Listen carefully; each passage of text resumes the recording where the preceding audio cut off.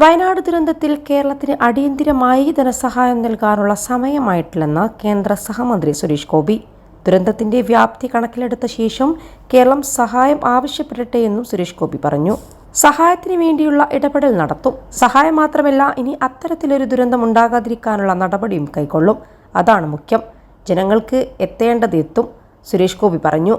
വയനാട്ടിലെ ഉരുൾപൊട്ടലിനെ ദേശീയ ദുരന്തമായി പ്രഖ്യാപിക്കാനുള്ള സാധ്യതയുണ്ടോ എന്ന മാധ്യമങ്ങളുടെ ചോദ്യത്തിന് അത് സാധ്യതയുണ്ടോ എന്ന് അന്വേഷിക്കൂ എന്നും കുത്തിത്തിരിപ്പുണ്ടാക്കരുതെന്നും നിയമം പോയി പഠിക്കൂ എന്നും സുരേഷ് ഗോപി പറഞ്ഞു.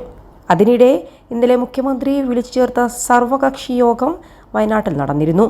മുണ്ടക്കയിലെ ഉരുൾപൊട്ടലിൽ രക്ഷിക്കാൻ കഴിയുന്നവരെയെല്ലാം രക്ഷിച്ചെന്നും ഇനി ആരും അവിടെ ബാക്കിയില്ലെന്നുമാണ് സൈന്യം അറിയിച്ചതെന്നും മുഖ്യമന്ത്രി പറഞ്ഞിരുന്നു. ഈ പ്രദേശത്ത് ആളുകൾ കുടുങ്ങിക്കിടക്കുന്നുണ്ടാകാം. ആവശ്യമായ യന്ത്രങ്ങൾ അവിടേക്ക് എത്തിക്കാൻ സാധിക്കാത്തതിനാൽ ആളുകളെ പുറത്തെടുക്കാൻ സാധിച്ചിട്ടില്ല.